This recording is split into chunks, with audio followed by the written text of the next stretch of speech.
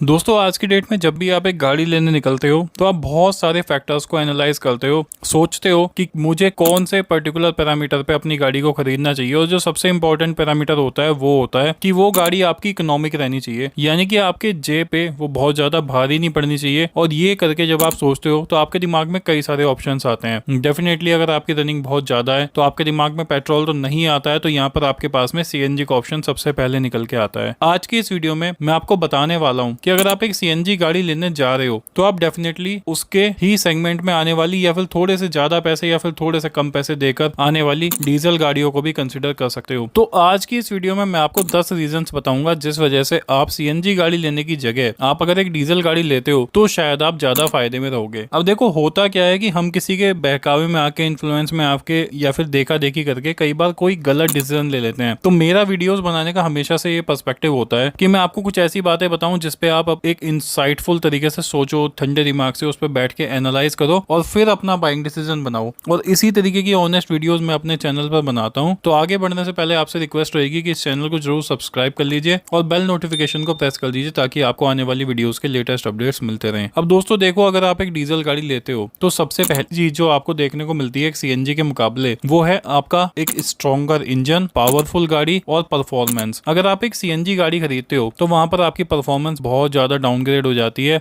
वहां पर आपके पेट्रोल के मुकाबले काफी ज्यादा कम पावर आपको देखने को मिलती है। जैसे कि अगर हम ब्रीजा सीएनजी को ही कंसीडर करें तो वहां पे जहां पेट्रोल में आपको 103 बीएचपी की पावर देता है वो इंजन, वही सेम इंजन आपका 87 बीएचपी देता है सीएनजी के मोड में। और यहाँ पर मैंने कुछ डीजल इंजन देखे, जैसे कि मैंने यहाँ पर नेक्सॉन का डीजल इंजन देखा, आपका एक्सयूवी 300 का देखा, और किया सोनेट में या फिर वेन्यू में जो डीजल इंजन आता है मैंने वो भी देखा। तो तीनों में आपको भर भर के पावर देखने को मिल जाती है। इनफैक्ट अगर आप एक्सयूवी 300 का इंजन देखोगे तो यहाँ पर जो 1500 सीसी का इंजन आता है, यहाँ पर आपको 300 न्यूटन मीटर्स का टॉर्क देखने को मिलता है, जो कि सेगमेंट में सबसे ज्यादा है। तो ये कुछ करके आप किसी का भी डीजल इंजन ले लो, तीनों का 1500 सीसी का डीजल इंजन आता है जो आपको लगभग 110 बीएचपी से ऊपर की ही पावर निकाल के देता है तीनों गाड़ियों में। अब उसके बाद में दोस्तों नेक्स्ट रीजन मैं आपको यहाँ पर ये बताना चाहूंगा कि यहाँ पर आपको बूट स्पेस से कोई कॉम्प्रोमाइज नहीं करना पड़ता। जब आप एक सीएनजी गाड़ी लेते हो तो वहां पर आपको कहीं ना कहीं 60 लीटर का सिलेंडर होने की वजह से बूट स्पेस से कॉम्प्रोमाइज करना पड़ता है, जो आपके डीजल इंजन में बिल्कुल भी नहीं होता। आप तसल्ली से अपना सामान रख के बिल्कुल बेफिक्र होकर आराम से उसको एंजॉय कर सकते हो। कहीं भी अपनी गाड़ी से कितना भी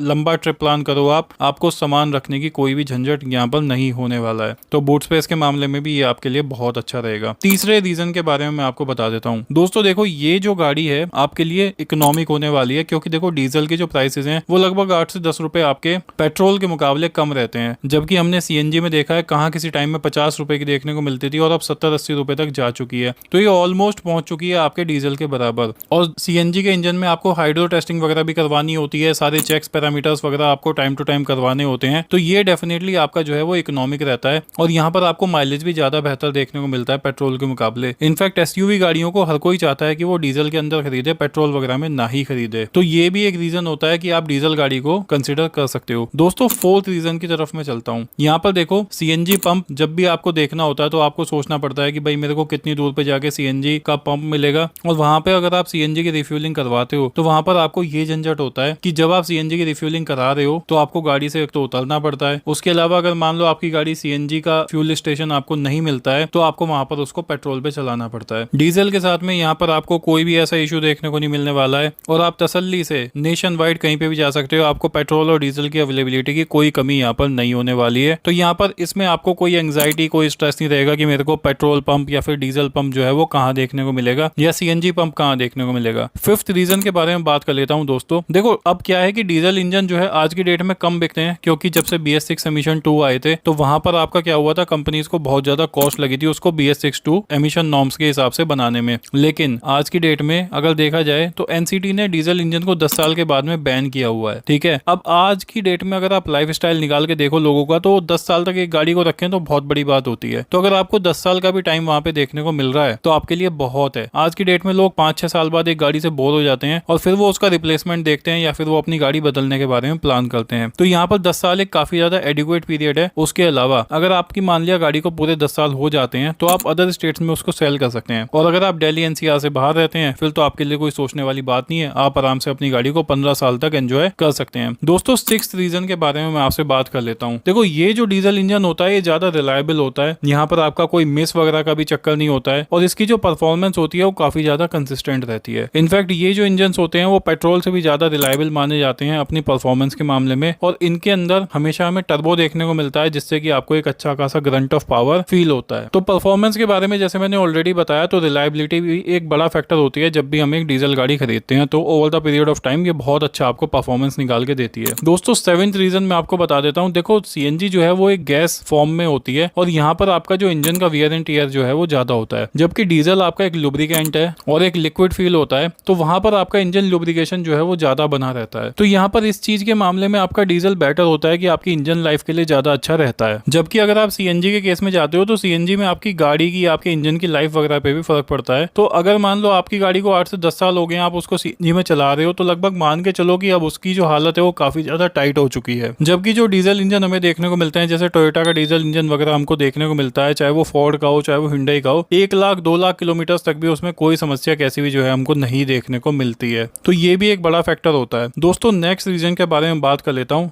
8वां रीजन मैं आपको यहाँ पर बताना चाहूंगा। जब भी आप देखो घाट्स वगैरह पे जाते हो, आप पहाड़ों वगैरह पे गाड़ी को लेके जाते हो, तो सीएनजी की गाड़ी में बहुत ज्यादा पावर की कमी महसूस होती है। चढ़ने बढ़ने में बहुत ज्यादा आपको मेहनत करनी पड़ती है, जबकि डीजल की गाड़ी में यहाँ पर कोई भी कमी पेशी आपको पावर की महसूस नहीं होने वाली है। आप आराम से उसको लेकर कहीं पर भी चढ़ सकते हो, कहीं पर भी कंफर्टेबली उसको क्रूज कर सकते हो। लेकिन सीएनजी की गाड़ी में क्योंकि प्लेन्स में ही ऑलरेडी पावर की कमी महसूस होती है, तो वहां पर पहाड़ों पर तो आपको और भी ज्यादा एक खासी दिक्कत आ सकती है। दोस्तों 9th रीजन के बारे में बात कर लेता हूं मैं यहाँ पर। देखो जो डीजल की गाड़ी होती है वो अगर आप एक लंबा डिस्टेंस ट्रेवल करते हो, आप एक फार्दर जर्नीज प्लान करते हो या फिर आप लंबी लंबी ट्रिप्स प्लान करते हो, तो उसके लिए बहुत अच्छा रहता है। जबकि सीएनजी की जो गाड़ी होती है वो शॉर्ट कम्यूट के लिए अच्छा रहता है कि आपको पता है कहाँ पे आपका सीएनजी का पंप है, कहाँ पे अवेलेबिलिटी है, तो उसके लिए वो थोड़ा ज्यादा सुटेबल होता है। लेकिन डीजल लेने के बाद में आपको कुछ भी सोचने की जरूरत नहीं है। आप उस गाड़ी को कहीं पे भी ले जा सकते हो, कहीं पे भी प्लान कर सकते हो, तो आराम से आपको ना फ्यूल की अवेलेबिलिटी के बारे में सोचना है, ना आपको किसी और चीज की हेडेक लेनी है। तो यहाँ पर डेफिनेटली आपको जो है ज्यादा कन्वीनियंस मिलने वाली है in terms of long distance travels and farther journeys. इस वजह से भी ये जो है ज्यादा बेहतर हो जाता है। अब 10th रीजन के बारे में मैं आपको बताना चाहूंगा दोस्तों, जो कि आपका होने वाला है कि अगर आप मान लिया डीजल की गाड़ी लेते हो, तो डीजल की गाड़ी में आपको आज की डेट में बहुत अच्छी डील्स देखने को मिल जाती हैं। अब देखो सीएनजी में नई नई गाड़ियां लॉन्च होती हैं, वहां पर आपको इतने डिस्काउंट्स वगैरह नहीं देखने को मिलते हैं, और डीजल की गाड़ियां क्योंकि आज की डेट में कम सेल होती है, तो यहाँ पर बहुत अच्छे डिस्काउंट देखने को मिलते हैं। जैसे अभी XUV 300 के ही जो कुछ वेरिएंट्स स्टॉक यार्ड में खड़े हैं, डीलर्स के पास में खड़े हैं, तो वहां पर 1500 सीसी वाला इंजन जो डीजल आता है, इनफैक्ट फेसलिफ्ट में भी वही इंजन आएगा, वहां पर बहुत जबरदस्त आपको डील्स देखने को मिल रही हैं। नेक्सॉन का भी जब फेसलिफ्ट आया था, तो उसके पुराने वेरिएंट्स जो डीजल में आते थे उस पर बहुत अच्छा आपको डिस्काउंट देखने को मिला था। तो ऐसा भी हो सकता है कि आपकी गाड़ी जो वैसे देखने में अगर आप लेने जाओगे तो मार्केट प्राइस के हिसाब से आपकी सीएनजी से महंगी हो, लेकिन जब भी आप लेने जाओगे तो आपको वहां पर कम पैसा देके ज्यादा बढ़िया इंजन और ज्यादा पावरफुल गाड़ी देखने को मिल जाए और एक बहुत अच्छी डील आप उसमें क्रैक कर पाओ। तो ये भी एक बहुत अच्छा खासा रीजन होता है। मैं ये नहीं कह रहा कि आपको सीएनजी की गाड़ी नहीं लेनी चाहिए, इनफैक्ट मैंने तो सीएनजी के ऊपर बहुत सारी वीडियोस बनाई हैं, लेकिन मैं ये कहना चाहता हूं कि अगर जो बातें मैंने इस वीडियो में बताई हैं अगर वो आपको क्लिक करती हैं या फिर आपको सूट करती हैं, तो आप डीजल के लिए भी जा सकते हो, उसमें कोई ऐसी समस्या वाली कोई बात नहीं है।